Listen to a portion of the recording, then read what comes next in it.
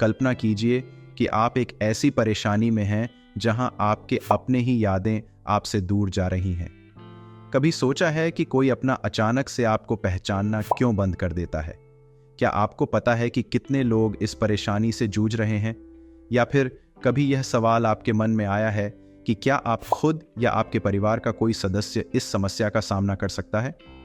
आज हम एक ऐसे बीमारी के बारे में बात करेंगे जो हमारी याददाश्त को छीन लेती है, जिसे डिमेंशिया कहते हैं। लेकिन चिंता मत कीजिए, हम इस बीमारी को समझते हैं और इस वीडियो के माध्यम से आपको इसके बारे में सब कुछ समझाने की कोशिश करेंगे। तो चलिए शुरू करते हैं। आइए सबसे पहले जानेंगे डिमेंशिया क्या होता है। चलिए देखते हैं। डिमेंशिया कोई एक बीमारी नहीं है। ये बस एक नाम है जो बताता है कि किसी के याद रखने की, सोचने की और समझने की ताकत पर असर पड़ रहा है, इतना कि रोज का काम करना मुश्किल हो जाता है। सोचो इसको, आप या आपका कोई अपना हाल की बातें या रोजमर्रा की चीजें जैसे चाबी या पर्स कहाँ रखे हैं भूल जाता है। बस यही होता है डिमेंशिया। मुझे आशा है कि अब आपको डिमेंशिया के बारे में थोड़ा सा आइडिया लग गया होगा। अब चलते हैं इसके अगले पॉइंट पर, जहां इसके टाइप को जानेंगे। चलिए देखते हैं इसके टाइप्स को और एक एक करके समझते हैं। डिमेंशिया के बहुत सारे टाइप्स होते हैं, हर एक का अपना कारण और असर होता है। आइए कुछ अहम टाइप्स के बारे में बात करते हैं, जैसे कि अल्जाइमर्स बीमारी। ये सबसे कॉमन टाइप है जो लगभग 60 से 70% डिमेंशिया केसेस में होता है। जो लोग इससे पीड़ित होते हैं उनकी याददाश्त और दिमाग धीरे धीरे कमजोर होती जाती है। Next, vascular dementia. ये दूसरा सबसे कॉमन टाइप है जो दिमाग में छोटी छोटी हेमोरेज और ब्लड की नलियों का बंद हो जाना के कारण होता है। ये अक्सर स्ट्रोक के बाद होता है। Next, Lewy body dementia. इस टाइप में दिमाग में एक प्रोटीन का अबनॉर्मल जमाव होता है। ये सोचने की शक्ति, याददाश्त और चलने फिरने पर असर डालता है। Next, frontotemporal dementia. ये दिमाग के आगे और किनारे वाले हिस्से को प्रभावित करता है। इसमें इंसान के व्यवहार और पर्सनैलिटी में बदलाव आता है। Next, mixed dementia.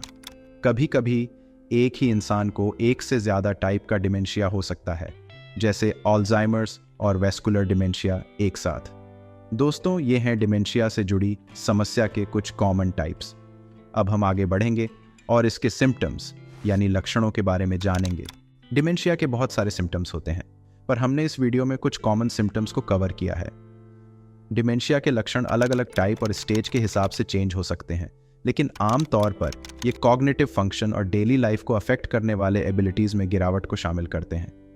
यहाँ कुछ कॉमन लक्षण दिए गए हैं, जैसे कि याददाश्त का खो जाना। ये अक्सर पहला निशान होता है। शुरू में ये बहुत हल्का होता है, जैसे हाल की बातें या घटनाएं भूल जाना।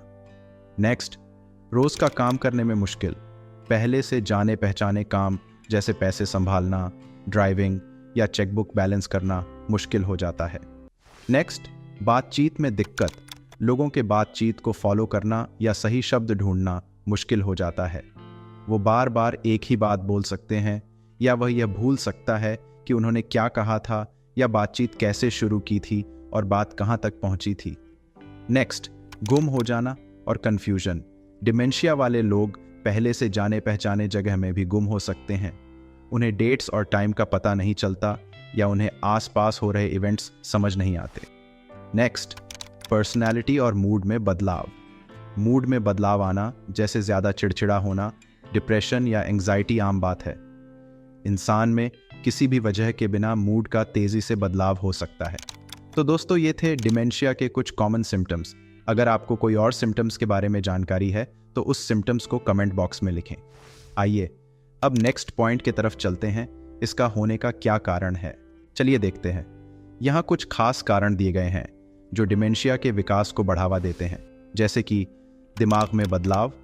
उम्र के साथ दिमाग में जो बदलाव आते हैं वह डिमेंशिया के सबसे बड़े कारण हैं, खासकर अल्जाइमर्स डिजीज के लिए।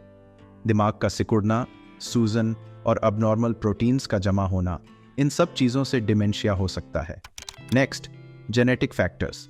कुछ जीन्स से डिमेंशिया होने का खतरा बढ़ जाता है। अल्जाइमर्स के लिए APOE4 अलील सबसे ज़्यादा जाना माना रिस्क जीन है। दूसरे डिमेंशिया जैसे फ्रंटोटेम्पोरल डिमेंशिया में भी जेनेटिक लिंक्स स्ट्रांग होते हैं। Next, vascular factors. दिल की बीमारी, स्ट्रोक और एथेरोस्क्लेरोसिस जैसे हालात जो ब्लड सर्कुलेशन को प्रभावित करते हैं, वो वेस्कुलर डिमेंशिया का कारण बन सकते हैं, क्योंकि ये ब्रेन तक खून का फ्लो कम कर देते हैं। Next, neurological diseases. Parkinson's disease और हंटिंगटन्स डिजीज जैसी कुछ न्यूरोडिजेनरेटिव डिजीजेस से जुड़ी डिमेंशिया हो सकती है। नेक्स्ट, सर में चोट। बार बार या गंभीर सर में चोट लगने से कुछ प्रकार के डिमेंशिया का खतरा बढ़ जाता है। ये कुछ आम वजहें थीं। अब चलते हैं अगले पॉइंट पर, जहां हम देखेंगे कि इसका इलाज कैसे होता है। चलिए देखते हैं। डिमेंशिया का इलाज कई तरीकों से किया जा सकता है। डिमेंशिया के इलाज में आमतौर पर लक्षणों को संभालना और जीवन को बेहतर बनाना शामिल होता है, जैसे कि मेडिकेशंस, कोलिनेस्टरेज इनहिबिटर्स और मेमेंटाइन अल्जाइमर्स डिजीज के लक्षण कम करने में मदद करते हैं, जो सबसे कॉमन फॉर्म है डिमेंशिया का। Next, therapies, cognitive behavioural therapy और अन्य फॉर्म्स की साइकोथेरेपी मूड और व्यवहार के बदलाव संभालने में मदद करती हैं। Next, lifestyle changes, healthy diet, regular exercise और कॉग्निटिव स्टिमुलेशन दिमाग की सेहत को सपोर्ट करते हैं। Next, care giver support. Care givers के लिए शिक्षा और रिसोर्सेज बहुत ज़रूरी हैं, ताकि डिमेंशिया से पीड़ित व्यक्तियों का अच्छे से ख्याल रखा जा सके। नेक्स्ट, सेफ्टी और कंफर्ट मेजर्स। रहने की जगह में एडजस्टमेंट्स करके छोटों को रोकने और डेली एक्टिविटीज़ में सहायता कर सकते हैं। दोस्तों, ये थे इसका इलाज करने का तरीका। अगर आपको इस वीडियो में किसी भी पॉइंट्स की कमी लग रही है तो हमें कमेंट बॉक्स में ज़रूर बताएं। आखिर में इसके कंक्लूजन को देखते हैं। डिमेंशिया एक कठिन बीमारी है, सिर्फ उन लोगों के लिए नहीं जिनका इलाज चल रहा है, बल्कि उनके परिवार और देखभाल करने वालों के लिए भी। डिमेंशिया को समझना इसे संभालने की दिशा में पहला कदम है। अगर आपको या आपके किसी करीबी को इसके लक्षण दिख रहे हैं तो किसी हेल्थ केयर प्रोवाइडर से संपर्क करें और मदद की योजना बनाएं। आज की चर्चा डिमेंशिया के बारे में थी। मुझे उम्मीद है कि यह वीडियो जानकारीपूर्ण और मददगार रहा होगा। याद रखें, डिमेंशिया को समझना इसे संभालने और मदद करने का पहला कदम है। अगर आपको यह वीडियो अच्छा लगा हो तो कृपया लाइक, शेयर और सब्सक्राइब करें और ऐसे ही और कंटेंट के लिए जुड़े रहें। अपना और एक दूसरे का ध्यान रखें। देखने के लिए धन्यवाद। अगले वीडियो में मिलेंगे।